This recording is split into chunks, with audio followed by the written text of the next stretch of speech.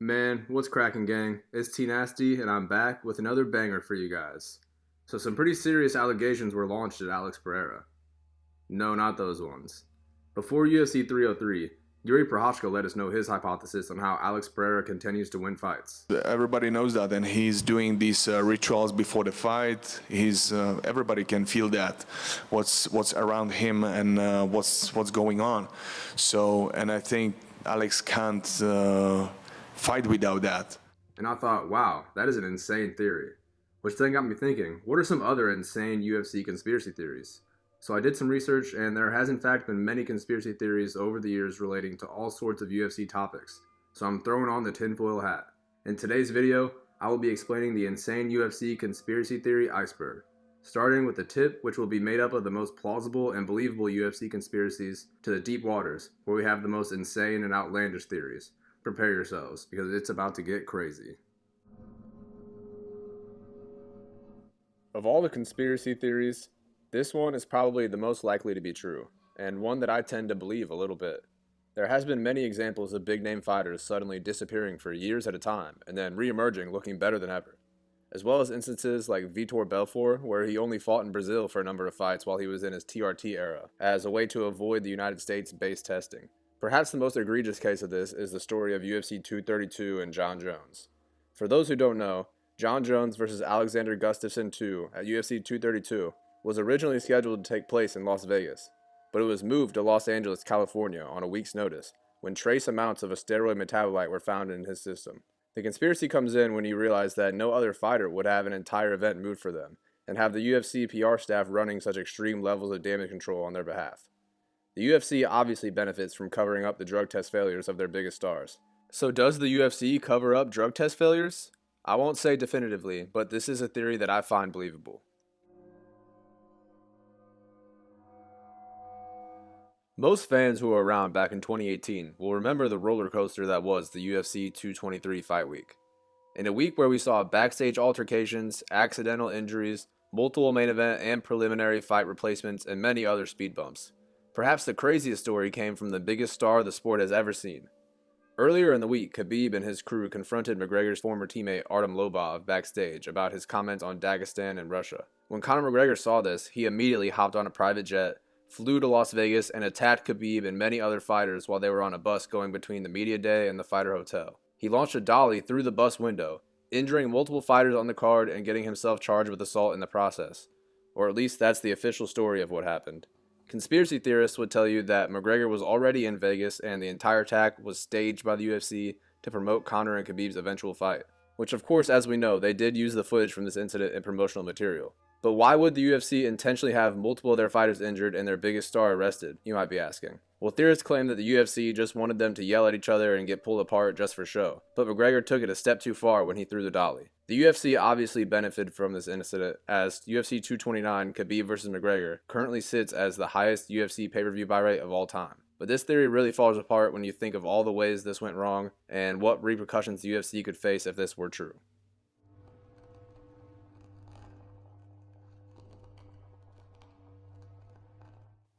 The last theory at the tip of the iceberg is one that competes for the top spot of most likely to be true.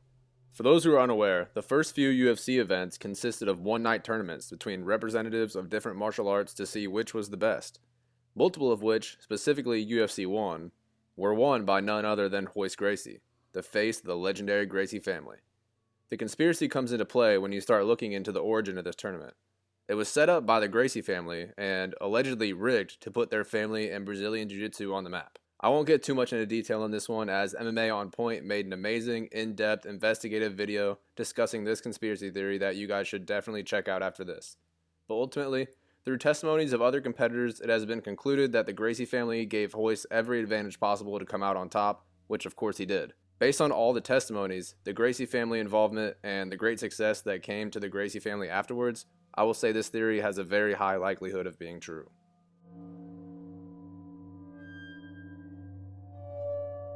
For the first of a few GSP appearances on this list, we will discuss the events of UFC 94 St. Pierre vs. Penn 2, also known as Greasegate.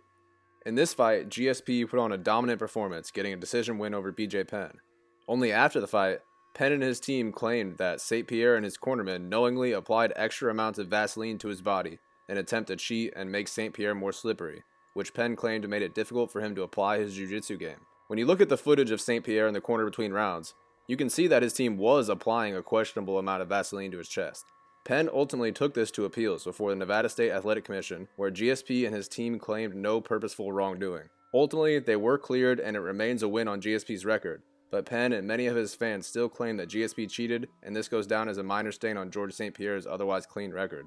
I only wish I could say this were the only accusation against the potential GOAT of MMA.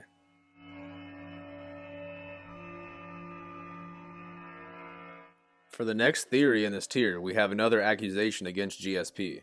This theory all stems from an interview with Nick Diaz where he claims the Canadian Athletic Commission allowed St. Pierre to have a significant weight advantage that they of course covered up. He also claimed, more outlandishly, that St. Pierre and his team poisoned his IV with some drug that made him pass out. The two men fought at UFC 158, with St. Pierre of course picking up the decision win. After the event, it came out that the Montreal Commission had either changed the rules or ignored them flat out when it was revealed that they did not count decibels on the fighters' weights. A fighter weighing 170.9 would have been announced as 170 for their official weight, for example. Diaz, his team, and his fans claim to this day that St. Pierre and the Montreal Commission used this exception as a way to conspire against him and fix the fight. These claims are a bit outlandish, even as a Nick Diaz fanboy.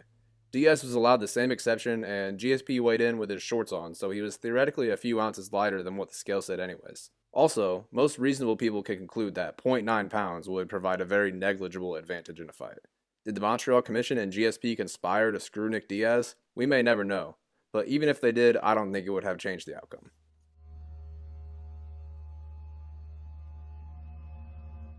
In September of 2023, UFC 279 was supposed to be headlined by Nate Diaz vs. Khamzat Chimaev.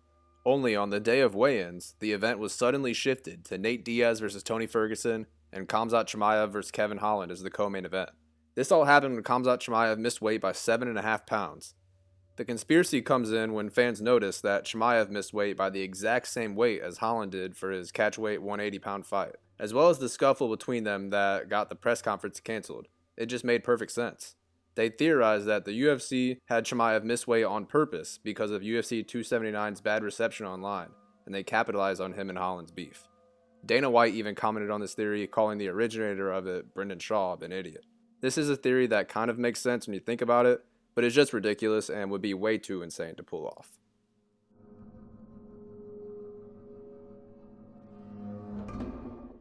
Many fans know of the legendary kick that turned Anthony Showtime Pettis into a superstar. What later came to be known as the Showtime kick is an unforgettable moment for many fans from the WEC era. After he landed this kick, he went on to become WEC and UFC champion, get on the VIDS box, and go on to become a very successful MMA fighter. This is when some fans put on their tinfoil hats and notice something fishy about the Showtime kick. Just before he lands the kick, Benson Henderson puts his foot against the cage, seemingly at random. This strange behavior led fans to theorize that he did this as a signal to tell him to do the kick. They alleged that the kick was staged to make Pettis into a star, which ultimately worked. This theory falls apart, however, when you realize that he didn't even actually finish him with it. If it was actually staged to catapult Pettis to stardom, wouldn't he have knocked him out? Benson Henderson is just a weird, strange dude.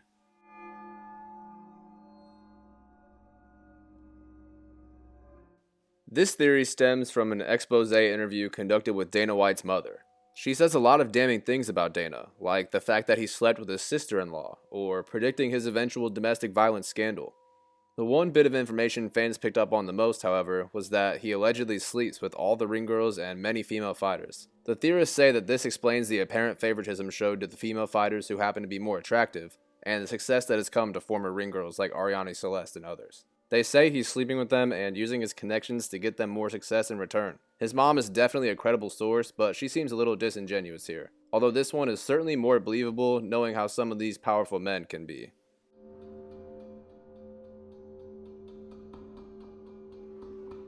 Some newer fans may not be aware, but at one point in time, Anderson Silva genuinely felt unbeatable. He destroyed so many fighters and held the title defense record for a long time. It wasn't until he met Chris Weidman that his legendary title run would come to an end. When Silva began to do his trademark taunting, Weidman decided to keep swinging, eventually catching him with a series of hooks followed by ground and pound, knocking him out in the process. Fans at the time were shocked to their core. Many refused to believe that Silva could have lost, especially to a relatively unknown fighter at the time in Chris Weidman. This is where the Anderson Silva took a dive conspiracy theory began. They say that the UFC paid Silva off to lose in order to make a new star in Weidman. This theory is one of the least realistic ones on here, but it just makes no sense. Why would the UFC pay off their biggest star and the best fighter in the world to lose? Anderson Silva likely was already getting paid very good, so he wouldn't have needed this money anyway. And why would he rematch him if it's fixed? Fight fixing theories pop up all the time, but this one is one of the most high profile and unlikely.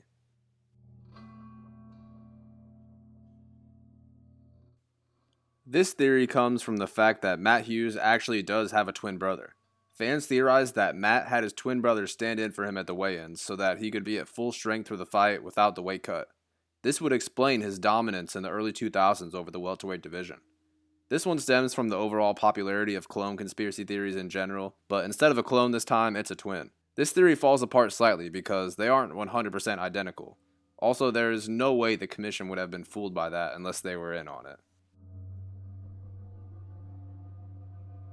Despite Khalil Rountree's best efforts at UFC 307, his work with the Choice Center in Las Vegas did not help him win the title. Many fans believe Khalil Rountree to be in the Illuminati or a Satanist, but Sean Strickland accused Khalil of being in a cult.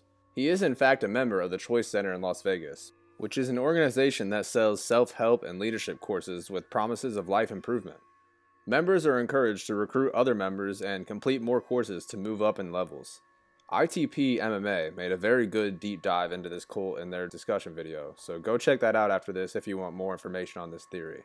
But essentially in his video, he reveals that Dominic Cruz and Jeremy Stephens are also members, and all three are in the high 100 levels. He shows many reviews online that either say they are a cult and to stay away, or they have been there for many years and it saved their lives. No in between. I'm not sure if I can say for sure that it's a cult, but it definitely seems like an MLM scam or a pyramid scheme with the way they recruit their members. Regardless, this is an interesting, insane theory that actually may be true.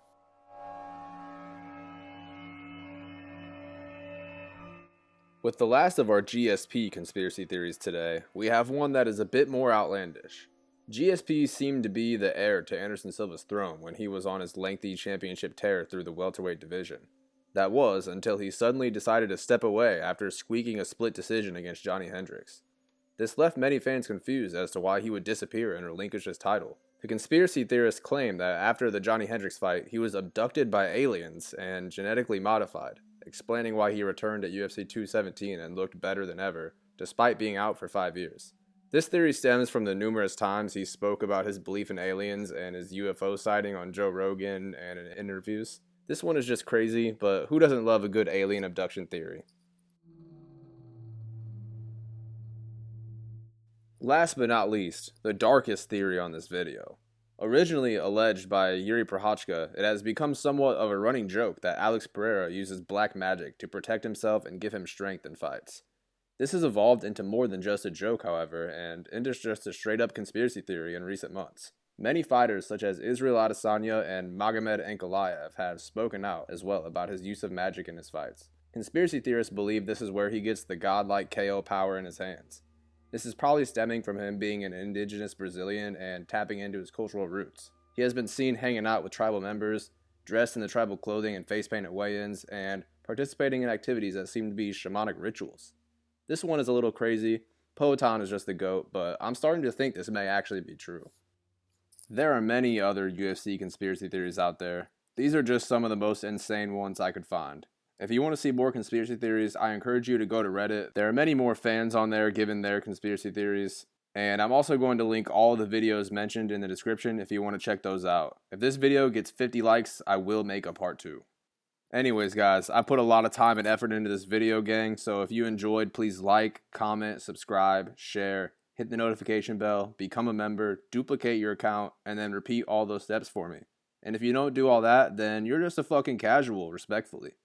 In all seriousness, no, we just hit 100 subscribers. The new goal is 250 for the end of the year, so I'm going to keep grinding this absolutely delicious content for you guys.